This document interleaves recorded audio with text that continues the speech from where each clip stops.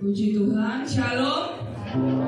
Kita akan mulai ibadah pada sore hari ini. Kita akan persiapkan hati kita. Kita mau datang kepada Tuhan. Kita mau sembah Allah kita. Sebelumnya kita mau berdoa.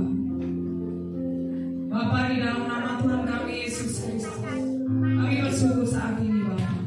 Kami percaya di mana 2-3 orang berkumpul dalam nama-Mu pada di tengah-tengah kami. Saat ini Bapa, kami akan menyembah-Mu Bapa. Saat ini Tuhan kami percaya Tuhan mengurapi Tuhan tempat ini Bapa. Terima kasih Tuhan. Kami percaya Tuhan menjamah setiap jemaat ini. Kami percaya kira Tuhan nyata atas kami semua. Terpujilah nama-Mu Bapa. Hanya di dalam satu nama Tuhan kami Yesus Kristus, Tuhan Allah kami yang hidup. Haleluya. Amin. Kita mau sembah Allah kita. Kita mau pujikan Bapa, Kau setia.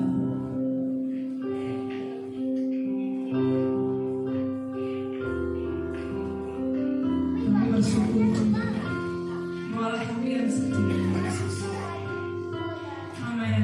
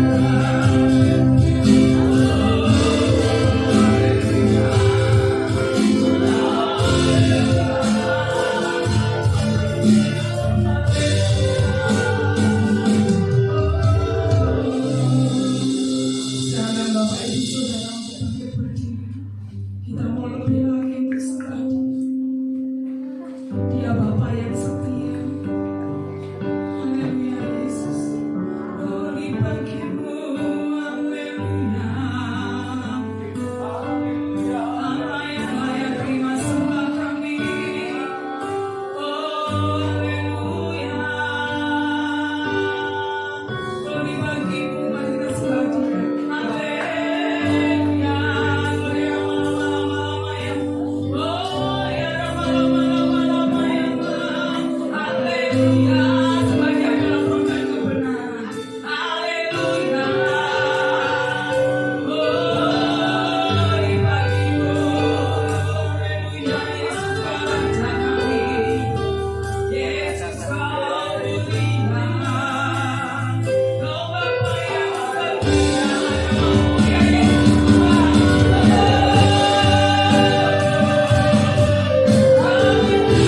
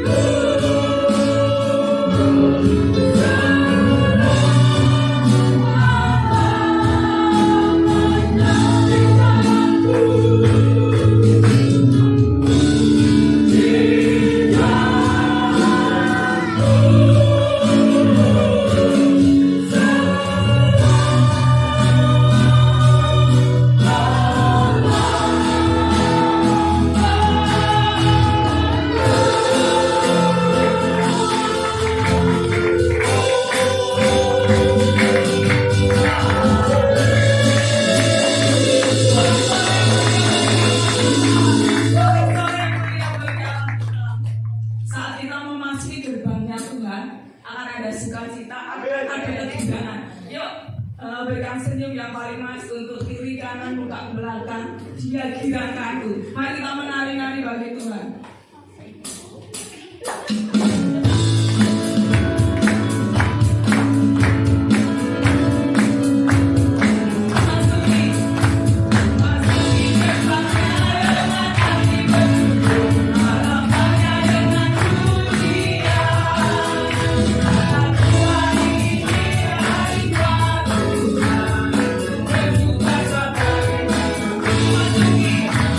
Masuki gerbang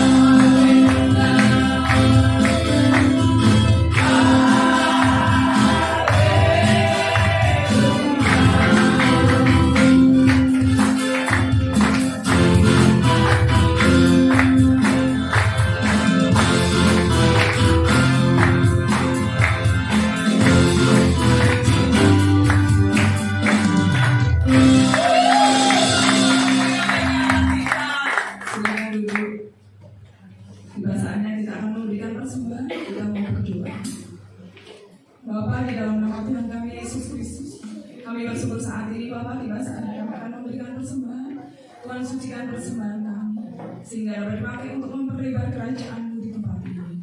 Terima kasih Tuhan, terima kasih. Kami serahkan persembahan kami ke dalam tangan kuasa-Mu. Hanya di dalam satu nama Tuhan kami Yesus Kristus, Tuhan Allah kami yang hidup. Haleluya, amin. Selamat menabur, Tuhan memberkati. Tiba saatnya kita juga akan mendengarkan firman Tuhan. Kita mau pujikan lubuk hati.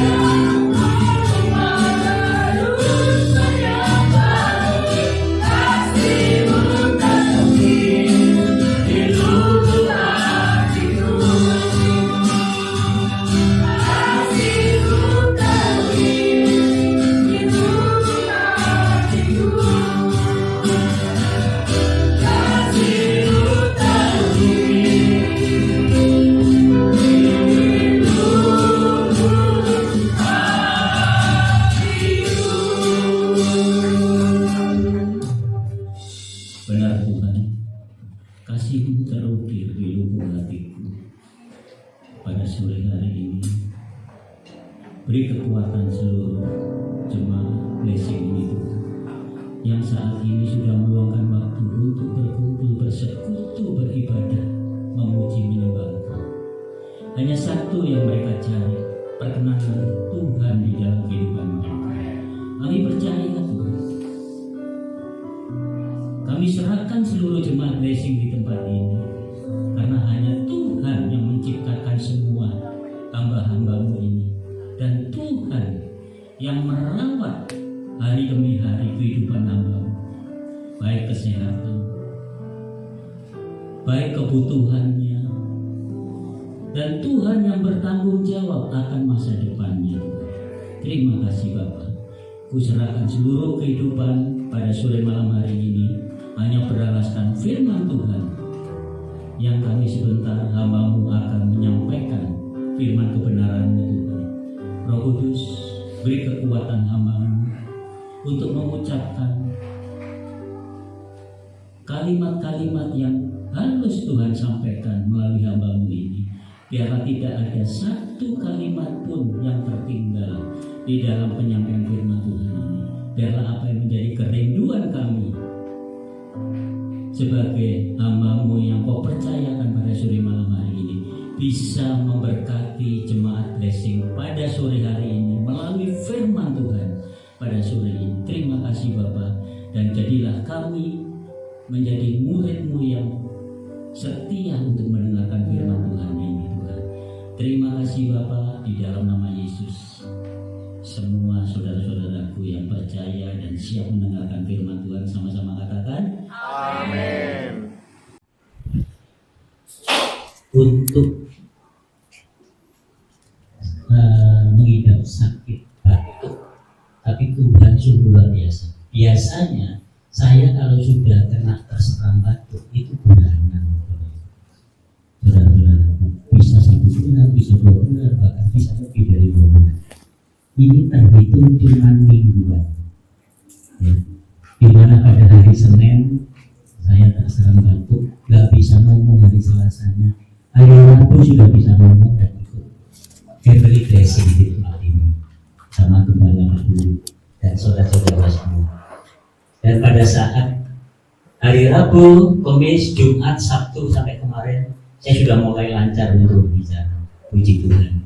Kami percaya apa yang menjadikan kerinduan kita semua, anak-anak Tuhan di tempat ini, di dalam firman Tuhan ini kita bisa menerima dan bisa melaksanakan dalam kehidupan kita sehari-hari.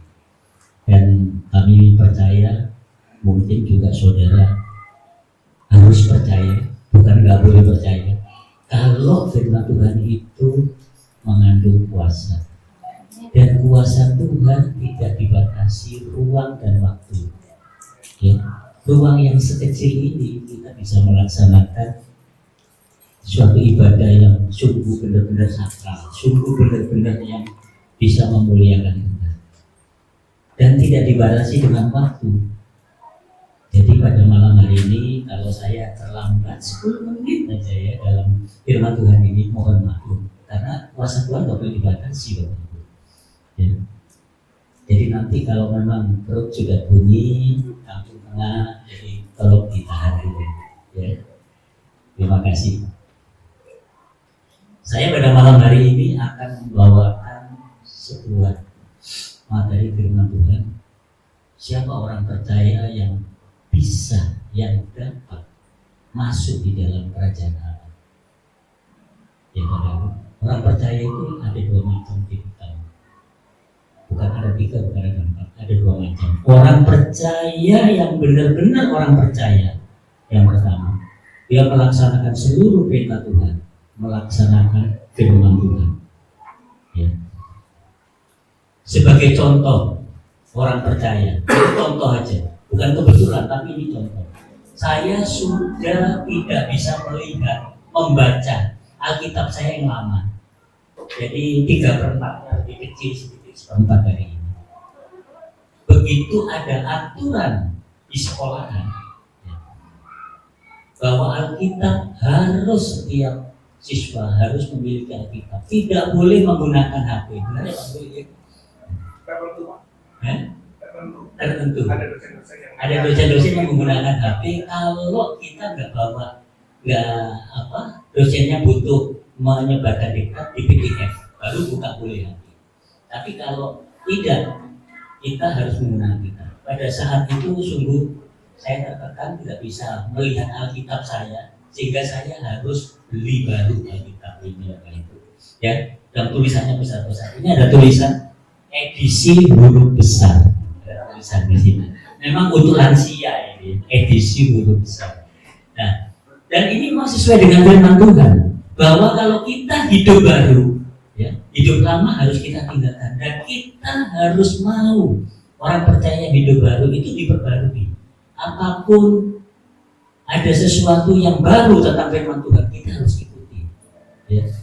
Jadi saya tidak mempertahankan Alkitab saya yang lama, tapi saya harus beli yang baru. Karena kalau saya mempertahankan percuma, tidak bisa dilihat.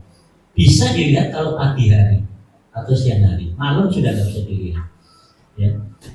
Jadi pada sore malam hari ini, sebelum saya masuk dengan siapa yang dapat masuk, orang percaya yang dapat masuk di dalam kerajaan Allah sebagai pembicaraan awal introduction, saya akan bawakan firman Tuhan kali ini supaya saudara lebih mudah mengerti maksud Tuhan pada sore hari ini. Dan saya sudah setiap saya membuat rangka materi firman, saya selalu berdoa minta petunjuk Tuhan melalui Roh Kudus supaya diberikan satu petunjuk. Tapi di dalam petunjuk itu bahwa firman ini tidak bisa dikurangi, tidak bisa ditambah, harus diberitakan, nggak boleh ditawar-tawar. Ya. Jadi maka dari itu saya katakan bahwa nanti mungkin sekitar waktu sekitar 5 menit 10 menit ada yang sedikit. Saudara kekasih Kristus, dengan bertambahnya usia gereja Blessing Babana, ya. Ya. Saya mau tanya kepada sore ini kepada saudara-saudara Blessing, jemaat Blessing, ya. Kita sudah 9 bulan, benar Pak Muli ya? Bulan 1 Januari sampai bulan sekarang 9 bulan. Apakah saudara-saudara semua yang 9 bulan ini sudah merasakan apa yang didapat? Terima kasih.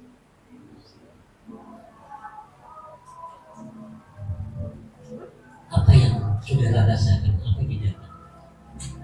Ada rasa pertumbuhan iman? Sudah merasakan? Amin. Amin. Harus ada ya. Karena pertumbuhan iman ini tujuan kita menjadi orang Kristen. Kita bukan instan, tapi orang Kristen itu proses belajar. Ya. Tujuan iman kita ini satu. Kita hidup saat ini, iman kita ini mengatakan kita percaya dengan Kristus, kita mempelajari aturan pemerintahan Kristus, apapun yang Kristus berikan kepada kita, tujuannya cuma satu. Apa Bapak Ibu? Tujuan orang Kristen itu apa? Kepingin masuk surga. Tujuannya cuma satu. Kita di bumi ini hanya memperoleh saja, makan dan minum. Ya. Dan hati-hati Bapak Ibu, surga itu buat kita bukan rombongan sirkus kita masuk sama-sama ke surga. Terima kasih. Bukan loh Bapak Ibu. Ya, kita pribadi lepas pribadi. Hati-hati. Hati-hati benar. Surga itu kita berangkat ke sana itu pribadi lepas pribadi. Kalau pada malam hari ini saya mau tanya, seandainya beberapa jam lagi atau besok atau lusa atau seminggu lagi, saudara semua yang ada di tempat ini dipanggil berpulang ke rumah Bapa, apakah saudara yakin bahwa saudara masuk surga? Ya. Hati-hati Bapak Ibu. Ya. Ada yang bisa jawab? Apakah saudara yakin bahwa saudara masuk surga? Yakin. Karena apa Pak Gun? Karena saya sudah percaya bahwa saya diselamatkan. Saya mau tanya, ada yang setuju yang sudah percaya diselamatkan? Sekarang saya mau tanya, apakah surga itu kalau diberikan kepada anak-anaknya orang percaya hanya cukup percaya saja? Saya mau tanya, apakah cukup dengan orang percaya saja? Gak ada bedanya. Di luar ini ada orang Kristen, di depannya rumah sakit Wisma Prasanti. Bapak Ibu percaya akan Kristus? Oh, percaya kok orang Kristen. Bapak Ibu dalam 1 minggu mengikuti jadwal ibadah. Oh, nggak percaya? Nggak pernah, Pak. Saya Kristen, katanya Pak Budi kapal selamnya. Keluar Desember saja Natal. Apakah cukup percaya? Nah, sudah bimbang. Ya, ini saya sedikit mengulas ya kekristenan. Bahwa percaya dikatakan Pak Gem itu ada benarnya, Pak Gembala. Tapi secara kondisional. Contohnya apa? Kondisional. Contohnya pada waktu Yesus disalib, di sebelah kiri kanannya ada salah satu seorang penjahat yang percaya. Itu namanya kondisional, dia masuk surga. Tapi kalau selama malam hari ini Bapak Ibu Saudara masih diberikan kesehatan, kalau hanya sekedar percaya seperti penjahat yang disalibkan di sebelahnya Yesus, itu tidak akan masuk surga kalau tidak kita melaksanakan selama kita masih hidup diberikan nafas untuk melaksanakan perintah Tuhan. Ya. Contohnya lagi yang mudah seperti ini. Ini di dalam sekolah SD ada 2 anak murid. Yang satu ini pandai, memang dasarnya sudah pandai. Yang satu lagi dia biasa, cukupan. Kalau ulangan ya 7, 8, tapi yang pandai ini 90, 100, 90. Di dalam kenaikan seorang murid itu harus memenuhi satu kriteria bahwa dia harus masuk, disiplin masuk tanpa absen, ataupun kalau absen harus ada surat keterangan sakit. Seorang murid di dalam sekolah harus mematuhi peraturan sekolahan, pakai seragam dan sebagainya, bayar SPP dan sebagainya, diikuti semua. Nah, ulangan diikuti. Kedua-duanya ini rutin dari Juli sampai dengan bulan Maret April tahun berikutnya, mendekati tahun ajaran baru, mereka masih masuk dua-duanya, ikut ulangan dan sebagainya. Tapi yang si A yang pandai ulangannya selalu, tugas-tugasnya selalu 90, 100, pada saat dia mau kenaikan, 1 bulan sebelum kenaikan dia kena sakit liver, sehingga tidak bisa mengikuti yang namanya ulangan kenaikan kelas. Murid A ini apakah dinaikkan Bapak Ibu oleh kepala sekolahnya atau oleh gurunya?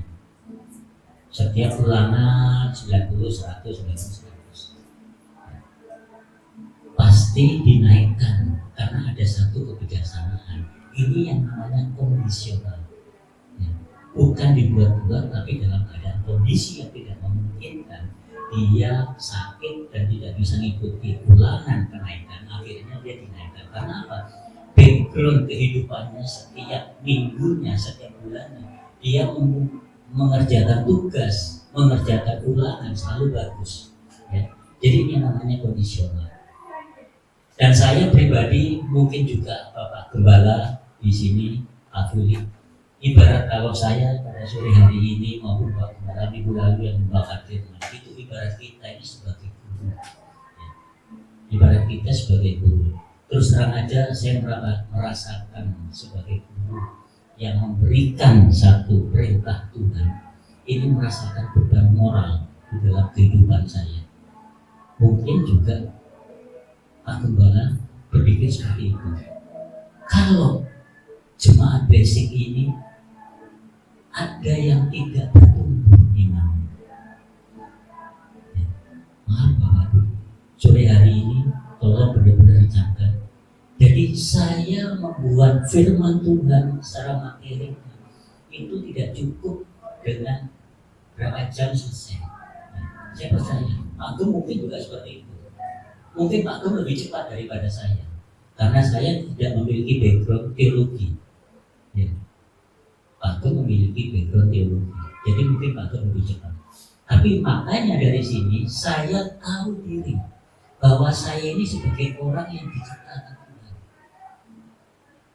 Saya harus membalas kasih setia Tuhan di dalam kehidupan saya. Dengan usia saya sekarang, saya masih diberikan kesehatan. Makanya begitu aturan di GPDI ada sekolah lagi, saya ikut bersama Pak Bulit. Ya. Karena saya merasa sesuatu yang diperbarui dalam manusia baru, kita harus mengikuti. Ya. Kita nggak bisa berhenti di situ saja. Aku cukup dari jemaat. Jangan Bapak Ibu. Ya.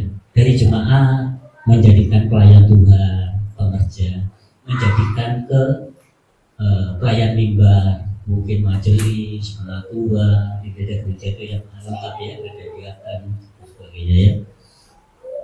Jadi 9 bulan ini kita harus benar-benar menerima firman Tuhan secara benar, dan saudara maupun saya harus melaksanakan firman Tuhan yang Pak Gembala beritakan maupun saya beritakan. Saya dan Pak Gembala ini ikut sama-sama melaksanakan apa yang kita ucapkan. Jadi konsekuensi saya secara pribadi ini berat buat saya, karena Didi sudah mengucapkan perintah Tuhan, harus mengikuti perintah Tuhan. Bagaimana nggak mengikuti perintah Tuhan? Terus saudara bisa mengikuti. Sebagai guru aja nggak bisa mengikuti perintah Tuhan. Masa muridnya mau mengikuti perintah Tuhan? Ya. Kalau orang Jawa bilang guru itu kan digugur dan ditiru, seperti itu. Ya. Jadi saya berharap jangan melihat siapa sosok figur yang berdiri di atas mimbar, baik saya, Pak Gembala, mungkin nanti pendeta lain yang masuk di sini. Jangan dilihat itu, jangan dilihat siapa yang membawakan firman. Di dalam sebuah firman dari awal sampai akhir itu mengandung kuasa. Ya, firman Tuhan mengandung kuasa. Roh Tuhan ada di dalamnya. Saya percaya. Bapak Ibu ikuti kata-kata saya ini, ikuti.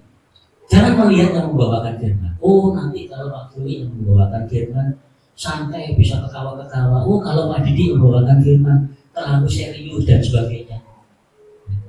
Itu sebenarnya relatif. Ya. Jadi seperti itu.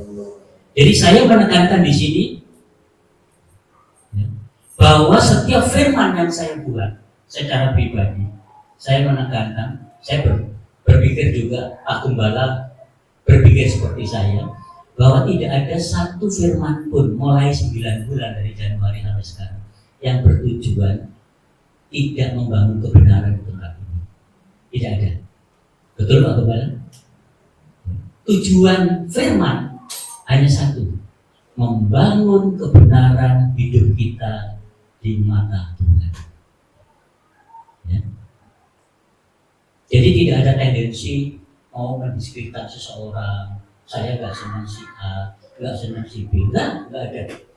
Ya, biarkan kalau yang di sana itu ada, biarkan. Di dalam blessing, puji Tuhan, tidak ada yang seperti itu. Saya percaya.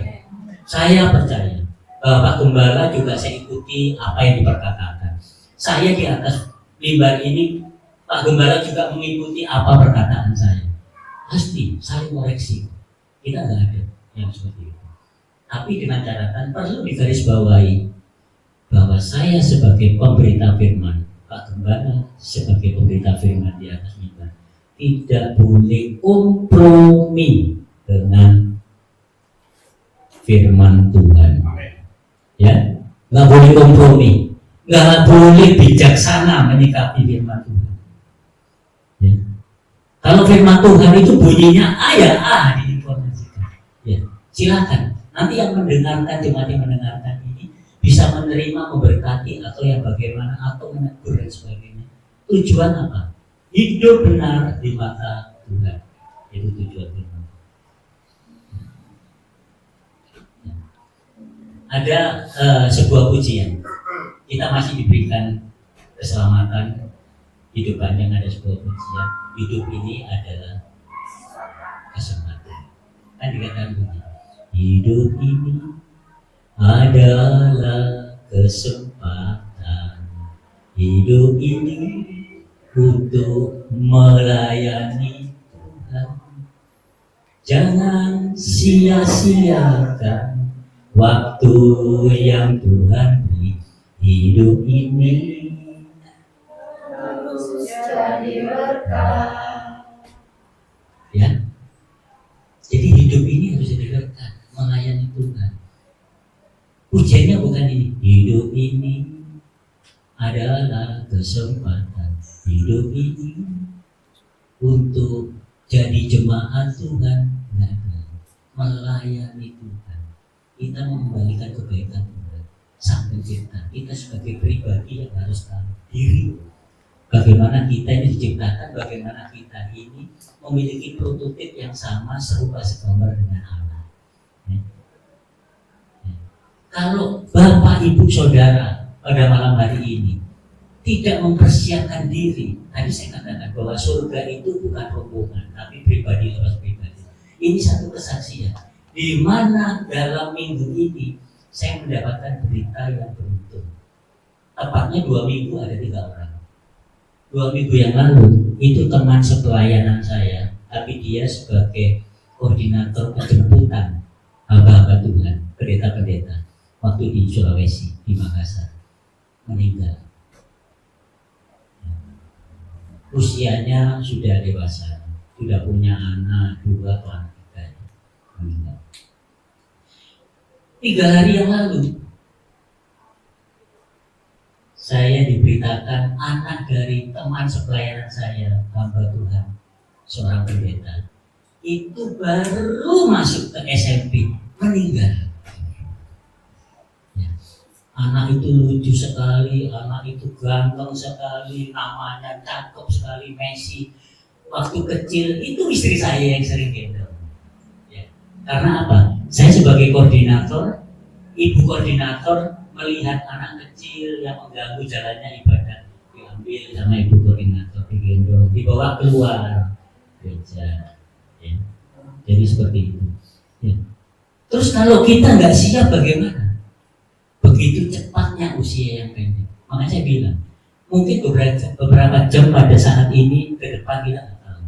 Kita masih diberikan keselamatan, badan sehat atau apa kita.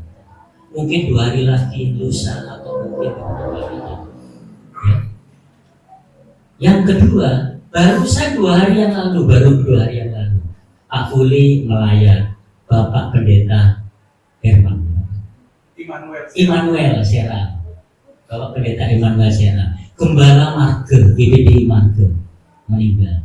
Saya mendapatkan data oleh seorang dosen saya, dia mengatakan bahwa Pak, sebenarnya sakit apa Pak Pendeta? Oh, sakitnya itu dia kan ex-preman sebelumnya. Dia juga peminum, perokok berat, dia narkoba. Akhirnya sekarang menggerogoti tulangnya, osteoporosis. Pada saat foto dilihatkan, dia di ventilator, itu badannya sudah kecil sekecil badannya Pak Medi, ya, almarhum Gembala Bethlehem. Jadi seperti itu. Ya, jadi di sini ini kita nggak tahu usia kita ini berapa lama. Terus ini pesan saya juga hal sepele sebenarnya sebagai orang Kristen.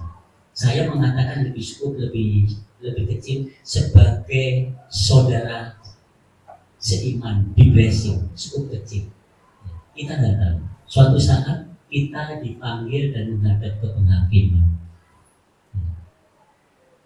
Hakimnya tanya, siapapun yang menghakimi kita, Bapak, Ibu, Saudara, apakah sudah pernah membaca firman Tuhan dari Kejadian sampai Wahyu?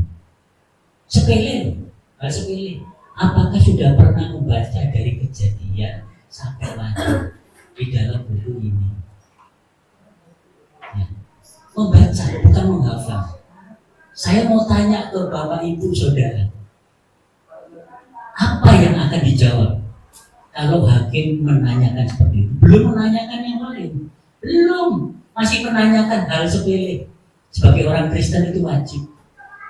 Sebagai orang Kristen wajib itu makan berkat rohani. Tapi sebagai manusia kita, jasmani kita makan berkat jasmani 3 kali sehari. Gak pernah ketinggalan Bapak Ibu. Tapi ini akan ketinggalan. Kenapa kok ketinggalan? Nah, di situ pasti ditanyakan. Dan di pengadilan nanti tidak ada yang namanya alat detektor kebohongan seperti Sambo. Gak ada Bapak Ibu. Kita nggak bisa berbicara ABC berpikir nggak bisa. Ya. Jadi seperti itu. Mohon ini ada satu ilustrasi yang saya berikan tentang pembacaan Alkitab itu. Jadi kita kembali ke topik siapa yang bisa masuk di dalam kerajaan Allah. Itu seperti kerajaan Allah seperti semisal ini ada satu cerita si orang tinggi besar, perawakannya seperti preman, rambutnya tidak nggak benar terurai, ya. Dia kulitnya ucal dan semua, namanya si Ucup. Tahu-tahu dia ke rumah Pak Budi, ya. Dia ke rumah Pak Budi. Ya. Pak Budi nggak tahu maksudnya orang ini, tapi orang ini tahu maksudnya dia datang ke rumah Pak Budi. Ternyata orang ini, Pak Budi nggak tahu, tapi saya akan cerita. Ternyata orang ini melihat dari medsos Pak Budi tentang mau sewa villa, hubungi Bapak Budianto, nomor WA sekian-sekian. Dicari sama dia. Dicari, oh ternyata rumahnya di daerah Pandan. Ya, dicari sama dia. Otomatis nyarinya itu nggak mudah, karena belum tahu yang namanya sosoknya Pak Budi ini bagaimana, rumahnya di daerah mana. Itu susah sekali. Ya. Setelah nyampe ke rumahnya Pak Budi, si Ucup ini, ya, kalau aku biasanya ngomongan si Alok, ya, saya si Ucup aja. Si Ucup ini datang di rumahnya Pak Budi. Pak Budi melihat seperti itu pasti Pak Budi kaget. Karena di tempat blessing ini nggak ada tipikal orang seperti dia, perangannya tinggi besar, ucul dan sebagainya, preman, pakuan semua. Pasti Pak Budi bertanya-tanya, apakah orang ini mencari saya pas saya bukan? Kira-kira dibukakan nggak Pak? Enggak kan Pak? Pak Budi nggak kenal, nggak dibukakan pintu. Kerajaan Allah juga begitu. Kalau nggak kenal nggak dibukakan pintu. Ya, nggak dibukakan pintu. Yang kedua, Pak Budi pasti tanya kepada orang ini, Pak, Bapak namanya siapa? Saya belum kenal Bapak. Bapak kepentingannya apa? Datang ke tempat saya untuk mencari saya. Dia bawa tas ransel. Pasti Pak Budi juga orang yang tanggap. Bapak membawa tas ransel itu isinya apa? Harus khawatir kan? Jangan sampai nanti bom bunuh diri. Khawatir kan? Ya, jangan sampai bom bunuh diri. Karena teroris itu enggak segan-segan, enggak pilih-pilih siapa yang mau dituju sama dia. Ya, pasti sama Pak Budi dibukakan pintu setelah semua jelas dibukakan. Berbeda dengan Pak Fuli, seorang gembala datang ke rumahnya Pak Budi. Berbeda sekali, karena sudah kenal.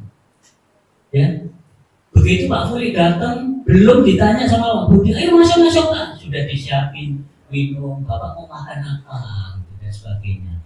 Inilah sebuah kerajaan Allah. Kalau kita sudah mengenal dan Kristus mengenal kita, ya. Begitu pula dengan kerajaan Allah. Baik orang percaya, yang saya katakan ada 2 tipikal orang percaya tadi. Orang percaya juga seperti itu. Kalau mau masuk ke dalam sistem pemerintahan kerajaan Allah, orang percaya harus mencari dulu kerajaan Allah dan kebenarannya. Baru semuanya itu ditambahkan kepadamu, kepada orang percaya. Harus dicari dulu. Jadi siapa yang masuk di dalam kerajaan Allah? Yang pertama, kita baca dulu di dalam 1 Tawarikh 16 ayat 11.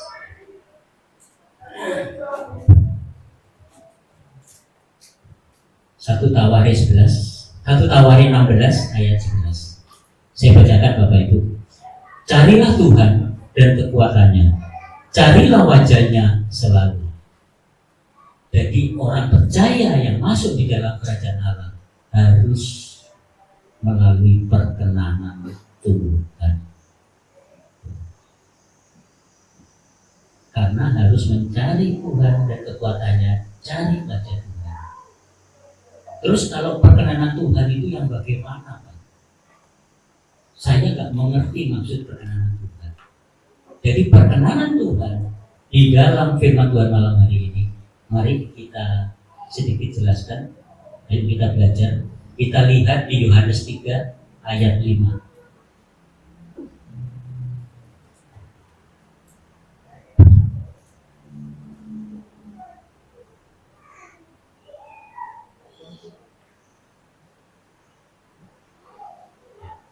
Yohanes 3 ayat 5 sudah. Jawab Yesus, aku berkata kepadamu, sesungguhnya jika seorang tidak dilahirkan dari air dan roh, ia tidak dapat masuk dalam kerajaan Allah. Ya. Jadi yang pertama, orang percaya yang bisa masuk di dalam kerajaan Allah adalah orang percaya yang sudah dibaptis selam. Ada nggak Bapak Ibu di tempat ini yang belum dibaptis selam?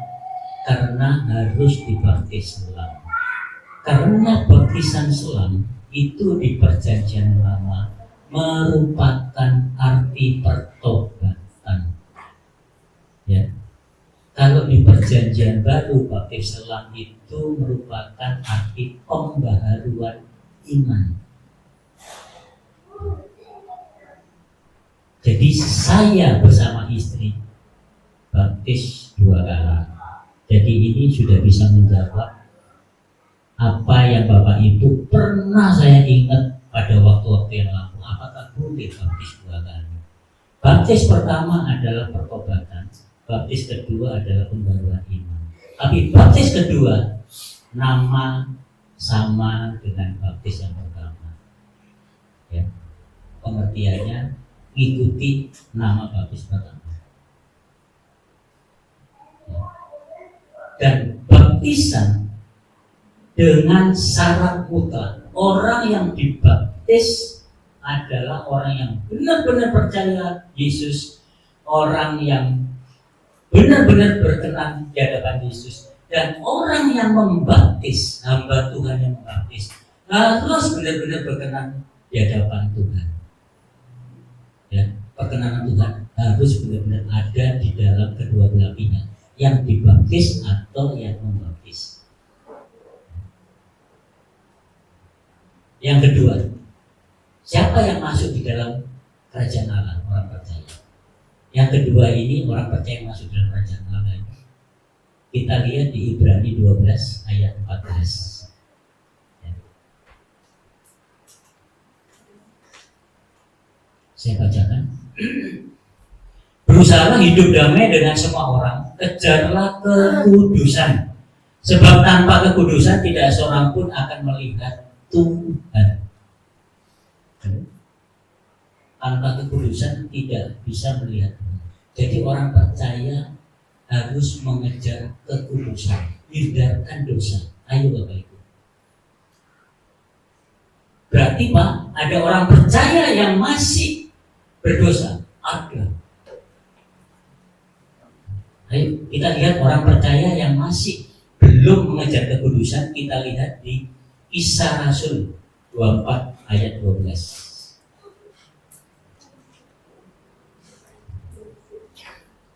Ya, saya bacakan. Dan tidak pernah orang mendapati aku sedang bertengkar. Ini kata Paulus. Dengan seseorang atau mengadakan huru-hara baik di dalam bait Allah maupun di dalam rumah ibadat atau di tempat lain di kota. Mudah-mudahan di tempat ini tidak ada ya orang yang membuat troublemaker, yang menjadikan recok di dalam kehidupan ibadah. Ini Paulus ini dihadapkan ke penguasa wali negeri, yaitu Felix. Ya. Paulus ini orangnya sudah sadar, ya, sudah sadar diri. Memang dulu iya bakar gereja, membunuh orang Kristen, tapi setelah sadar diri, mereka tetap dicap bahwa dia itu masih orang-orang seperti itu, orang-orang yang ekstrim. Ya, di sini dikatakan, dan tidak pernah orang mendapati aku sedang bertengkar dengan seseorang atau mengadakan huru-hara, baik di dalam bait Allah maupun di dalam rumah ibadat atau di tempat lain di kota. Saya ingin sekali bahwa dengan 9 bulan usia gereja Blessing ini sampai ke depan, semakin hari semakin lebih baik hubungan kita. Jangan semakin hari semakin merosot hubungan pribadi lepas pribadi di lingkungan gereja Blessing. Karena ini sudah dikatakan bahwa orang yang tidak mengejar kekudusan, salah satunya Kisah Rasul 24 ayat 12, itu orang-orang yang tidak bisa melihat Yesus, tidak bisa melihat Allah. Nah, kita lihat lagi orang-orang yang tidak mengejar kekudusan di Korintus 6 ayat 9 sampai 10. Ayo kita lihat ya.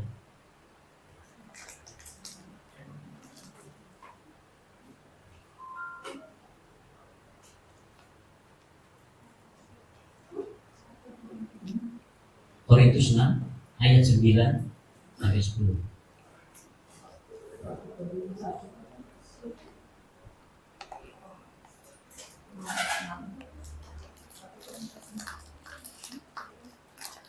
Ya, saya bacakan. Korintus 6 ayat 9 sampai 10. Ya. 1 Korintus 6, 1 Korintus 6. Ya.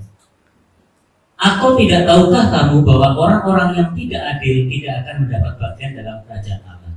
Janganlah sesat. Jadi orang yang tidak bisa masuk di dalam kerajaan Allah, orang percaya yang masih memelihara hidup sesat. Bapak Ibu, hidup sesat itu apa? Orang yang cabul, penyembah berhala, orang berzina, banci, orang pemburit, pencuri, orang kikir, pemabuk, pemfitnah, penipu tidak akan mendapat bagian dalam kerajaan Allah. Hati-hati. Ya. Ini 2 hal orang percaya mudah sebenarnya. Kita hindari ini semua. Kita mengejar kekudusan. Kita sudah bisa melihat Tuhan. Itu yang dikatakan. Pada saat secara kondisional, di luar itu kita menderita, kita sakit, kita meninggal, dengan waktu yang ada, waktu itu kita berbuat baik, mengejar kekudusan, kita bisa melihat surga kerajaan Allah. Ya, ini adalah satu kesaksian. Kalau saya membaca di sini, maaf, bahwa ada sesuatu yang pada umumnya anak-anak muda, saya juga tidak pernah jadi muda. Ya, ini kesaksian saya. Saya waktu hidup di Jakarta, saya waktu hidup di Surabaya. Sebenarnya kalau dibilang anak itu nggak jauh berbeda, ya. Buah jatuh tidak jauh dari pohon. Itu benar. Anak itu seperti dummy. Kalau di dunia perhatian, dummy contoh HP, ya. Itu persis sama dengan HP. Makanya pabrik HP itu menciptakan dummy seperti itu. Jadi saya masih bersyukur. Makanya apa yang menjadikan perintah Tuhan saya ikuti, karena saya merasa bahwa saya ini manusia yang masih beruntung hidup sampai saat ini. Karena saya itu bisa melebihi anak-anak saya kenakalannya. Mungkin Bapak Ibu melihat Bapak Didik benar tak ngomong di dalam kehidupan firman malam ini seperti itu. Benar Bapak Ibu. Saya ini maaf. Saya tidak akan menutup-nutupi hal yang kebobrokan saya. Saya ini pemabuk. Tanya Istana. Satu kampung, satu kelurahan, saya undang ke rumah. Minuman saya campur semua, yang namanya arak, yang namanya tua, yang namanya bir saya campur. Bukan itu aja, saya campur dengan serbuk yang namanya obat tidur, obat depresi. Saya tahu semua pengobatan, saya campurkan semua. Ada 20 sampai 30 orang Ya, nanti kalau pas nggak ada saya cerita banyak, tanya ke saya. Ada 20-30 orang. Begitu minum nggak bisa berdiri, semua ada yang jatuh masuk selokan, nggak bisa pulang ke rumah. Ya. Malah yang baru itu Bapak Ibu. Saya bilang, ayo, saya mau menyenangkan hati orang-orang di sekitar saya di mana saya tinggal. Rokok 1 hari 3 pak, mil 16. Anak saya itu masih ini cuma rokok, paling minumnya bir, ya. Tapi itu bukan saya. Tugas saya sudah mengerti firman Tuhan. Saya sudah istilahnya sudah nyemplung, sudah basah sekaligus saya cemplungin sekalian. Tapi saya harus mendidik anak saya berubah. Karena saya tahu orang percaya yang sesat itu adalah orang-orang yang seperti ini. Saya harus membenahi anak saya.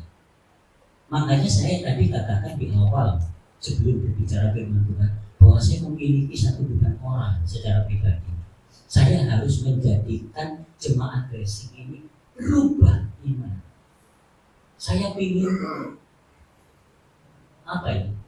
Satu keserasian di dalam komunikasi, keserasian dalam pergaulan, keserasian di dalam persahabatan. Jadi jangan sampai ada konflik. Ya. Karena di situ Paulus katakan tadi, saya tidak pernah membuat keributan di tempat ibadah. Nggak pernah saya. Paulus katakan tadi kan, nggak pernah membuat keributan di tempat ibadah. Ya. Jadi seperti itu. Ayo kita berubah. Ya. Di Bogor, saya naik mobil bersama Reno, bersama istri, ada saksi di istri saya. Mobil saya dari belakang, mungkin lebih dari 40. Ditutul di stopan lampu di Bogor, di palang pintu kereta. Terus dia nggak sabar. Terus meskipun nggak penyok, emosional saya bilang. Mobil itu saya kopling ke belakang, saya mundur. Ya, marah dia. Kalau marah, silahkan Bapak ayo ke Mall Bogor. Waktu itu masih jelek Mall Bogor. Ayo kita Mall Bogor. Kita parkir di situ. Bapak mau apa? Saya tantang. Dia 2 orang yang naik. Mobil saya 3 orang. 2 laki-laki, saya sama Reno sama istri saya. No, kamu 1, Bapak 1. Lihat itu istri saya. Istri saya itu teriak-teriak lihat. Saya tangkap pukul-pukulan sama dua orang itu dalam mobil. Ya, seperti itu. Tapi nyatanya sekarang Bapak Ibu tahu. Semenjak saya kenal Bapak Ibu, saya berubah total. Saya hanya bisa melihat tingkah laku orang, hanya bisa melihat. Karena saya hanya bilang, Tuhan, saya sudah mengalami semuanya. Ya. Jadi berubah total. Ya. Jadi seperti itu. Ya. Jadi makanya saya juga harus memberikan contoh kepada anak-anak saya. Kamu aja gak ada apa-apanya sama papa bisa berubah. Masa kamu gak bisa berubah? Ya, jadi seperti itu ya. Yang ketiga, orang percaya yang bisa masuk di dalam kehidupan kerajaan Allah adalah orang-orang percaya yang memiliki sikap hati seperti anak kecil. Kita lihat di Matius 18 ayat 34. Ayo kita lihat Matius 18 ayat 34. Saya bacakan. Matius 18 ayat 3 dan 4 ya. Sorry Mbak Silvi, 3 dan 4 ya. Lalu berkata, aku berkata kepadamu, sesungguhnya jika kamu tidak bertobat dan menjadi seperti anak kecil ini, kamu tidak akan masuk di dalam kerajaan surga. Sedangkan barang siapa merendahkan diri dan menjadi anak kecil ini, dialah yang terbesar dalam kerajaan surga.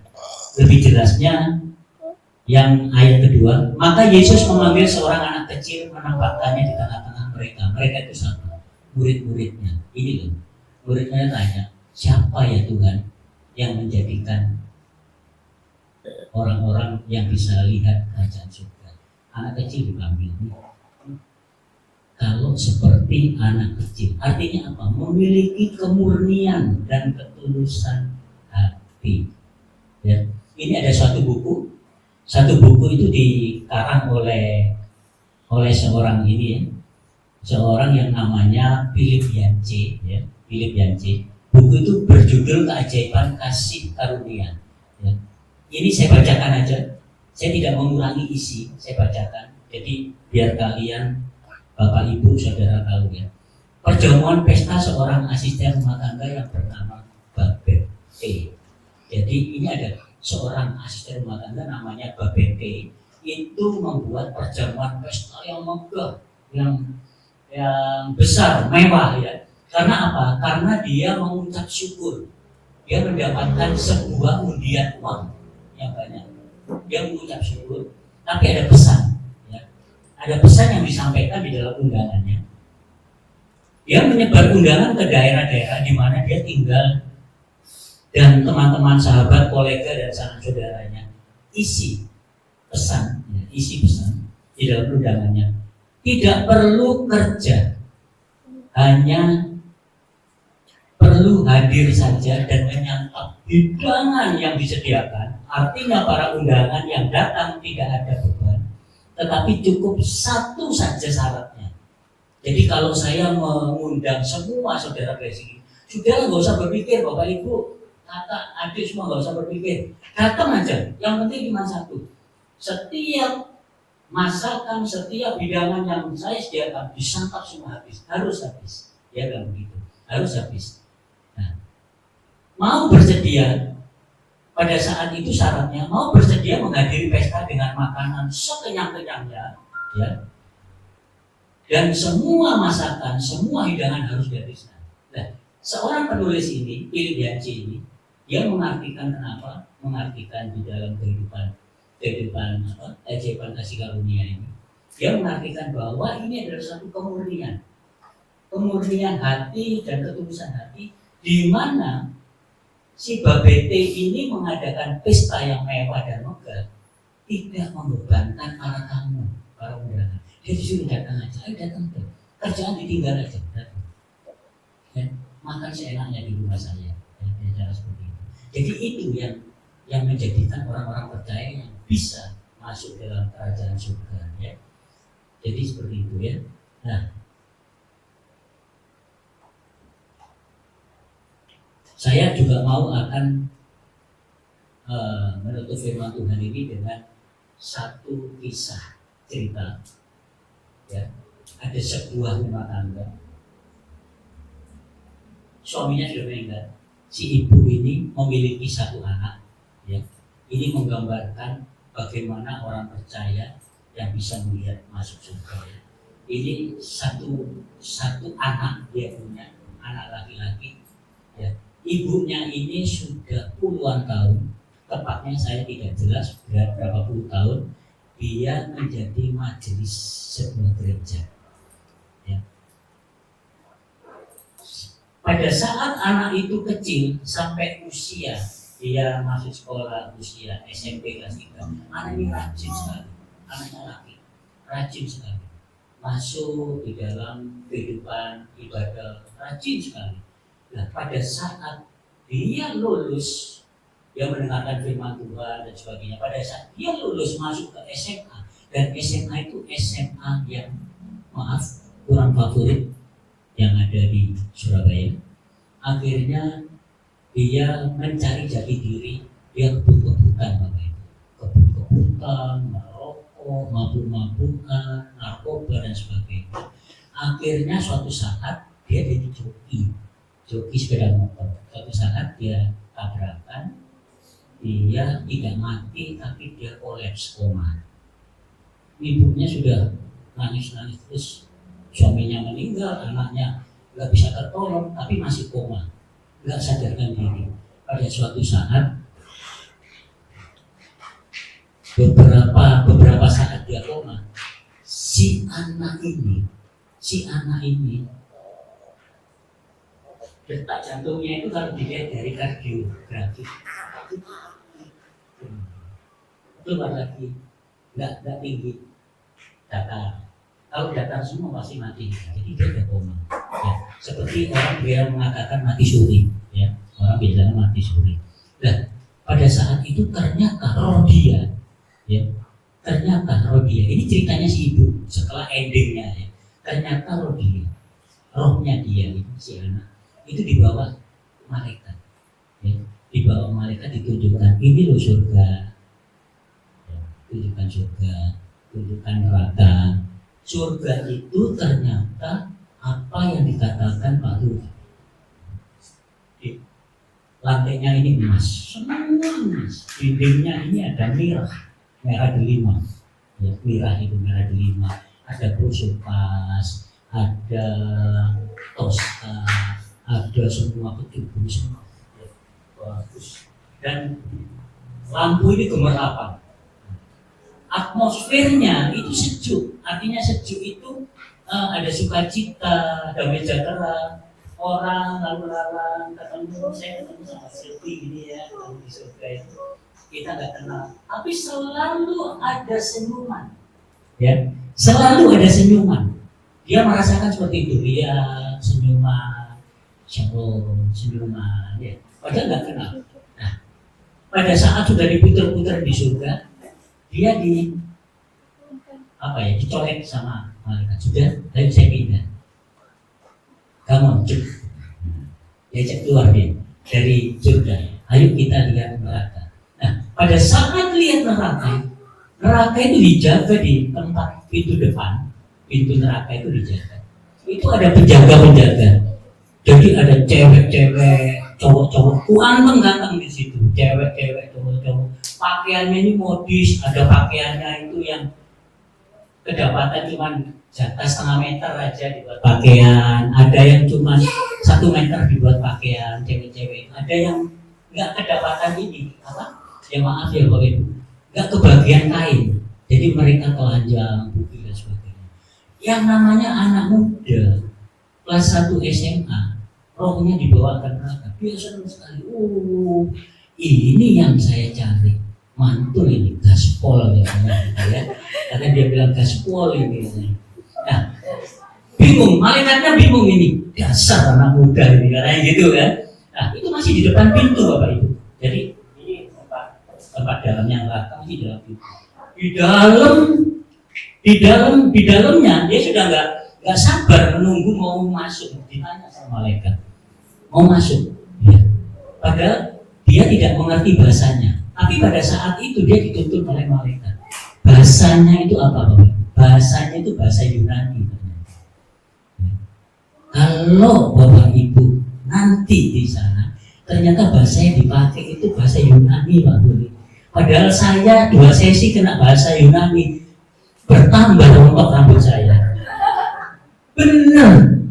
Pak Fuli sudah mengalami bahasa Yunani di sekolah teologi. Saya kan nggak ada dasar sekolah teologi. Saya mengerjakan PR, saya menghafal bahasa Yunani, update Yunani, alfa, beta, gamma, delta, epsilon dan sebagainya sampai omega. Ya. Dikasih waktu 5 menit sama dosennya. Tapi sebenarnya nggak boleh dibocorkan Pak ya. Kalau dibocorkan Pak Budi sama Kak Irin nggak ikut. Ya. Jadi seperti itu ya. Ternyata bahasa Yunani, dan dia sudah gak sabaran. Pada waktu dia masuk dia bilang, ini yang saya cari. Berarti bohong itu pendeta itu. Pendetanya mama itu bohong, dia ngomong begitu sama malaikatnya. Pendetanya mama itu pendeta siapa? Gak bisa, pokoknya pendetanya mama itu bohong. Karena bermacam-macam pendeta ngomong. Kalau surga tempatnya orang tidak berdosa, kalau kamu hidupnya baik akan mendapatkan surga. Surga itu lebih sukacita, damai, lebih itu. Dan namanya anak muda yang dicari bukan itu, yang dicari ajeng. Kan gitu. Di dalam itu disetuan semua, ada miras, ada narkoba dan sebagainya. Bingung kan malaikatnya, wah ini bahaya ini. Diajak keluar si anak tadi itu, ayo cium, bukan ayo cium gitu ya. Kalau malaikat itu manggil ucup itu ucip gitu ya, panggil. Terus dia bilang kamu kita keluar, sudah waktumu sudah habis. Maaf Bapak Ibu, begitu dia sadar, ternyata malaikat bilang waktumu sudah habis. Begitu dia sadar, anak itu ciuman Bapak Ibu, ciuman. Ibunya yang berhari-hari ada kurang lebih 1 minggu dia nggak sadar, ditungguin oleh ibu. Anak itu ciuman. Setelah ciumnya ditanya, nggak bisa ngomong. Anak itu berpikir, kok saya tahu surga, kok saya tahu neraka. Beberapa hari minggu berikutnya, anak itu sudah bisa pulang. Ditanya sama ibunya, apa nak? Apa yang kamu dapatkan? Dia bilang, Bu, saya dibawa Mama, saya dibawa seorang, saya nggak tahu orang itu laki atau perempuan, tapi rambutnya panjang, tapi ada postur sepertinya laki juga seperti perempuan. Dia pakai baju bersih, baju putih. Saya dibawa ke satu tempat, katanya orang itu surga. Dibawa satu tempat, katanya orang itu neraka. Tapi ibunya sudah melihat, dia juga apa ya?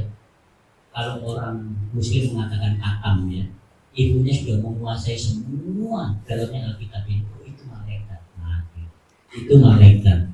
Nah setelah itu dia tanya, terus ngomong apa malaikatnya? Ternyata Pak Pendeta itu bohong, Bu. Saya nggak mau ke gereja. Loh kenapa? Nggak mau ke gereja saya. Ternyata yang namanya neraka itu cocok buat saya. Neraka itu cocok buat saya. Nah setelah ngomong begitu, ibunya semakin stres melihat anaknya. Wah, kok ada perubahan? Jangan-jangan anak ini gegar otak terus berubah ya. Koslet mungkin di otaknya. Ya. Dan cerita punya cerita, secara singkat cerita, anak itu dibawa ke gereja. Dia nggak mau, dia pulang. Dia pulang. Terus dia suatu saat dia mau mendengarkan firman Tuhan. Kok ngomong surga lagi? Langsung dia menyangka, bohong Pak Pendeta. Saya sudah tahu bahwa surga ini tidak ada apa-apanya. Memang surga itu semua mewah di dalamnya, tapi tidak ada hiburan. Ya, sedangkan saya lihat neraka ada hiburan. Pak Pendeta ngomong neraka itu tempatnya panas, tempatnya api, orang dibakar. Tidak ada. Di situ itu sejuk, di situ itu ruangannya beraroma harum. Nah, akhirnya apa? Dia tetap buta. Semakin buta. Pada saat semakin buta, beberapa bulan kemudian dia tertabrak, meninggal, benar-benar meninggal. Apa itu? Benar-benar meninggal, bukan mati suri lagi. Setelah dia naik ke neraka sana, loh kok nggak sama seperti saya lihat ya? Kok kemarin ada ajib. Penjaga pintunya ngomong, benar nak, kemarin itu neraka lagi mengadakan promo. Ya, ini kisah cerita. Bagaimana orang percaya itu jangan percaya kalau bukan Tuhan yang ngomong. Jangan percaya apa katanya orang. Ya, oke. Semoga firman Tuhan pada malam hari ini menjadikan rumah bagi jemaat Blessing di tempat ini. Tuhan Yesus memberkati. Terima kasih Tuhan. Kami percaya bahwa firman Tuhan pada malam hari ini memberkati jemaat Blessing saudara-saudara kami di tempat ini, dan kami percaya pergerakan gereja ini 9 bulan yang saat ini kita sudah lalui akan terjadi satu terobosan baru, dan kami percaya Tuhan bahwa Tuhan akan memperlebar kerajaan-Mu di tempat ini. Kami percaya bahwa Tuhan akan memberikan fasilitas yang terbaik di tempat ini melalui firman Tuhan pada malam hari ini. Tanah belakang Tuhan yang masih ada Pak Ado, kami percaya dalam nama Yesus, tanah belakang yang Pak Ado itu menjadikan milik secara sah gereja Blessing Community. Kami percaya Tuhan bahwa Tuhan menempatkan kami anak-anak-Mu Blessing tidak salah di tempat ini.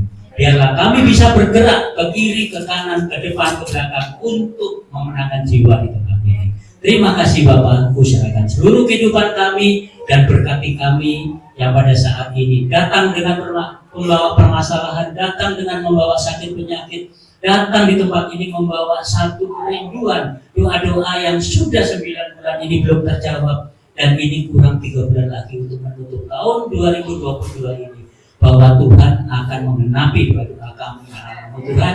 Biarlah doa-doa kami, anak-anakmu ini bisa terjawab di tahun 2022. Kerinduan ini akan kami harapkan Tuhan. Kasihanilah kami, biarlah kami bisa memuliakan Engkau lebih dalam lagi. Terima kasih Bapak, di dalam nama Yesus, haleluya, amin.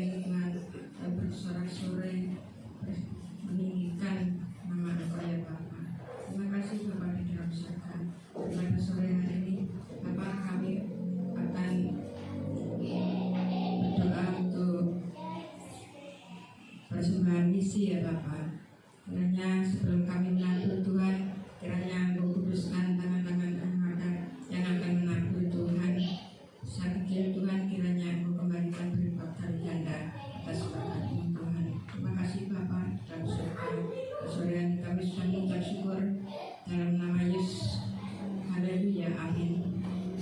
Selamat menabur, Tuhan memberkati. Kita akan mendengarkan pengumuman dari multimedia.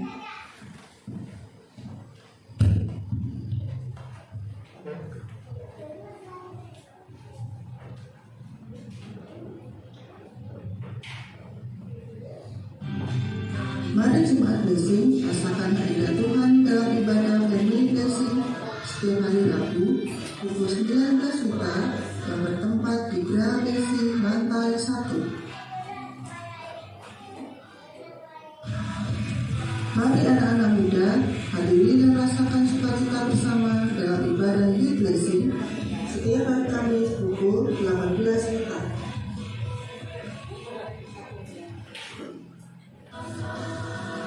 Bagi jemaat yang rindu melayani dalam bidang musik pujian, dapat hadir setiap hari Jumat pukul 19 WITA yang bertempat di Geraha Blessing.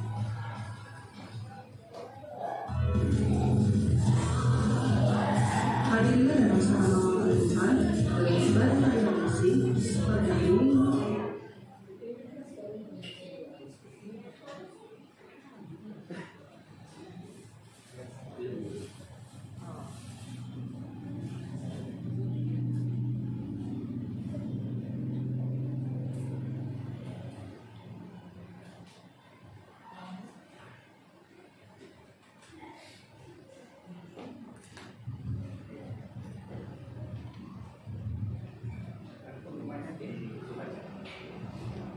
Nanti pengumuman ada di grup ini, salah tadi pengumumannya.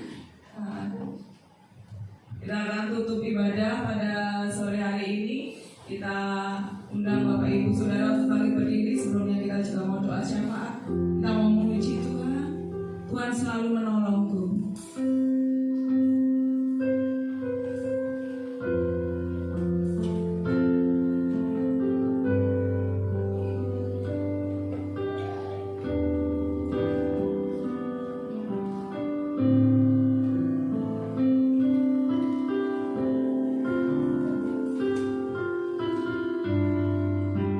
Saudara, Bapak Ibu Saudara, bangkit berdiri.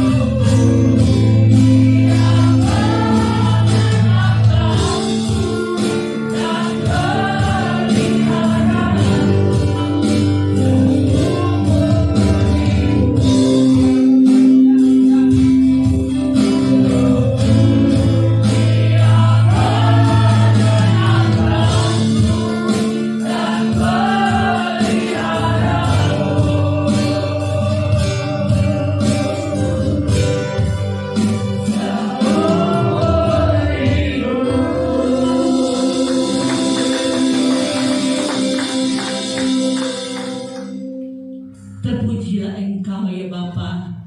Terpuji-pujilah namamu kalau pada sore hari ini kami sudah memuji Engkau.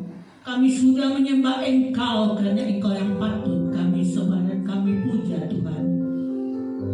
Pada malam hari ini kami juga sudah mendengar sebagian daripada firman Tuhan. Engkau sudah nyatakan Tuhan, firman Tuhan mengenapi dalam kehidupan kami masing-masing. Oleh sebab itu mari Tuhan, dengan adanya firman Tuhan, kegenapan firman Tuhan yang Engkau adakan bagi kami boleh mengambil dan mengerti maksud Tuhan. Oleh sebab itu mari Bapa, Engkau pakai lebih lagi hamba-Mu Pak Didi, menjadi berkat bagi sesama, menjadi berkat bagi kami terutama anak-anak-Mu, GPDI Blessing Tuhan. Kami saling mengenal satu dengan yang lain, saling memberi satu dengan yang lain, saling mengurapi satu dengan yang lain dalam nama Yesus. Hanya Tuhan, nama Tuhan yang dipermuliakan. Kami boleh menyatakan ini sebagai hamba-Mu karena kami terlalu mengasihi Engkau Tuhan. Sebagaimana Engkau mengajarkan kami mengasihi satu dengan yang lain, menampakkan hati kami kepadamu. Sejujurnya kami ingin selalu dekat kepadamu ya Tuhan. Kehadiran Bapa di surga di tempat ini, hamba yakin dan percaya Engkau sudah lewati setiap pribadi kami, dan Engkau sudah berbicara apa maksud Tuhan dalam setiap pribadi kami ya Tuhan. Hamba tidak tahu apa maksud Tuhan, tetapi Tuhan selalu ada dan menggenapi dan mengurapi kami sebagai anak-anak-Mu yang Engkau kasih dan Engkau cintai. Bapa yang baik, dalam nama Tuhan Yesus Kristus, keluarga Pak Didi Engkau yang lawati, Engkau yang sempurnakan sebagaimana Engkau inginkan dalam keluarga ini ya Tuhan. Agar kami tahu dan mengerti maksud Tuhan. Roh-roh yang selalu mau mengganggu kehidupan kami, terutama Bapak dan Ibu Didi, kami usir dengan kuasa Tuhan dalam Yesus. Kuasa Tuhan lebih besar untuk mengartikan bagi kami apa maksud Tuhan. Oleh sebab itu semakin Engkau pakai kehidupan kami, terutama Bapak Felix yang pada saat sekarang ini sebagai hamba kami Tuhan, yang mengayomi kehidupan kami sebagai jemaat yang Engkau kasihi. Mari Engkau selalu adakan dan tingkatkan iman untuk keluarga ini semakin dekat kepadamu. Dengan sejujurnya dia dapat memberikan kepada yang terbaik melalui sabda-sabda firman yang Engkau berikan bagi dia sebagai hamba-Mu. Berkati akan keluarga juga Bapak Fuli, suami istri dan anak-anaknya dalam tugas mereka, pekerjaan mereka. Engkau selalu ada bagi mereka untuk mereka boleh berhasil, nama Tuhan dipermuliakan. Hamba yakin dan percaya apa yang kami jadikan semua itu dalam usaha-usaha kami sebagai jemaat-jemaat yang Engkau kasih. Engkau dapat melihat di dalam kekurangan kami Tuhan, tolong Engkau sempurnakan. Di dalam kami mau melayani Engkau, tambahkan kami Tuhan untuk kami lebih dekat kepadamu dan mengerti maksud Tuhan di dalam setiap pribadi kami. Jadikan kami sebagai pengikut-pengikut yang setia, bukan menjadi bencana di dalam kehidupan setiap kami Tuhan. Tolong kami Tuhan, karena hamba yakin dan percaya pada saat sekarang ini lawatan Tuhan ada di tempat ini untuk mengerti apa menjadi maksud Tuhan dalam setiap pribadi kami Tuhan. Terima kasih Bapa yang baik, Engkau Allah yang luar biasa. Engkau memakai hamba-Mu pada saat sekarang ini untuk berbicara, bukan dia berbicara, tetapi urapan kuasa daripada Engkau yang berbicara, sehingga kami boleh mengerti dan kami aminkan Bapa dalam nama Yesus. Terima kasih Tuhan. Ini adalah doa permohonan seorang hamba memohon kepadamu. Hamba juga serahkan sebagai hamba-hamba-Mu yang lain, dimanapun mereka bermukim Tuhan, lawatan Tuhan senantiasa yang ada di dalam kehidupan mereka. Di dalam mereka dapat memuji, mengangkat kedua tangan untuk kebesaran akan nama-Mu Tuhan. Berikan mereka kecukupan sandang pangan mereka, untuk mereka boleh melihat akan kemurahan Tuhan selalu membelakan kehidupan setiap pribadi hamba-hamba-Mu ya Bapa. Terima kasih Tuhan, terima kasih. Pada saat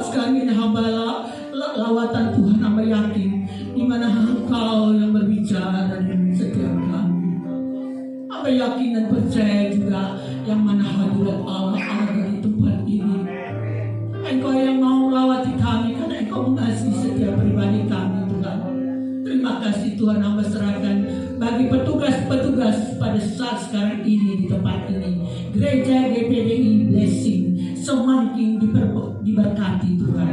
Karena Tuhan yang melihat hati dan pikiran kami. Tidak ada kecurangan bagi kami. Dalam nama Yesus. Kami ingin tulus di hadapan Tuhan. Yang benar katakan benar.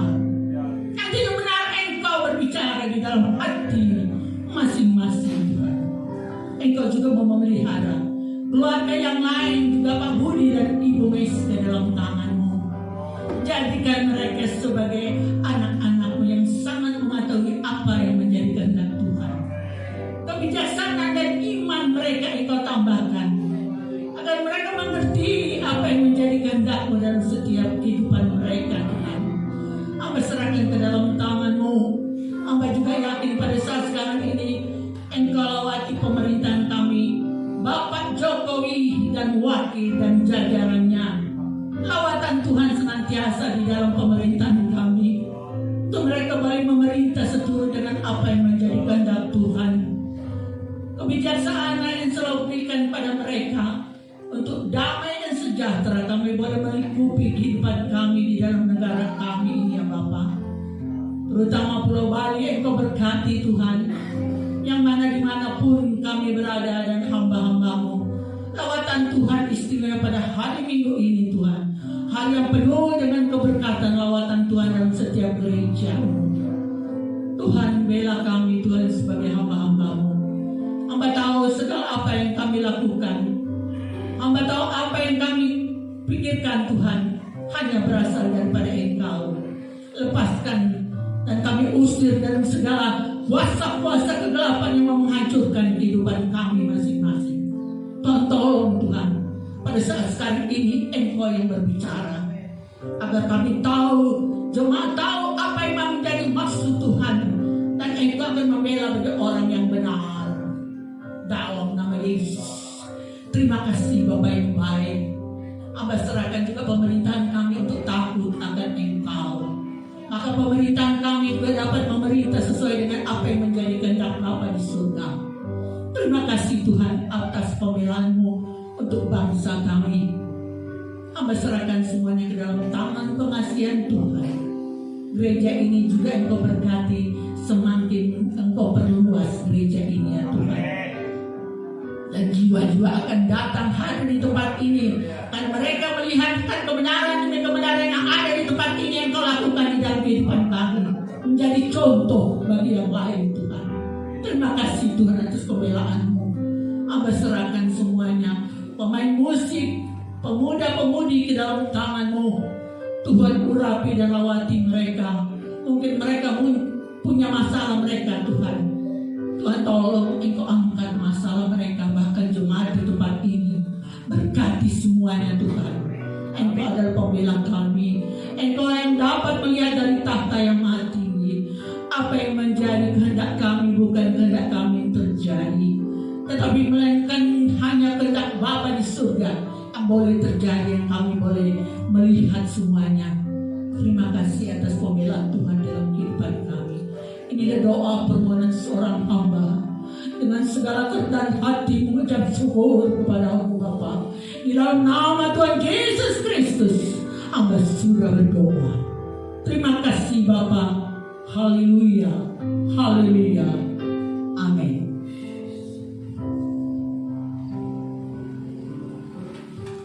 Marilah Tuhan angkat tanganmu, angkat hatimu, angkat wajahmu. Terima berkat Tuhan. Tuhan memberkati engkau. Tuhan melindungi engkau. Tuhan menyinari engkau dengan wajahnya dan memberi engkau kasih karunia. Tuhan menghadapkan wajahnya kepadamu dan memberi engkau damai sejahtera. Marilah Tuhan, pulanglah dengan membawa berkat, damai sejahtera dari Allah Bapa kita, dengan cinta kasihnya oleh putranya yang tunggal Tuhan Yesus Kristus, serta persekutuan manis dengan Roh Kudus menyertai kita, memberkati kita mulai saat ini sampai kedatangan Tuhan Yesus yang kedua kali. Mari Tuhan yang percaya diberkati bersama-sama, katakan.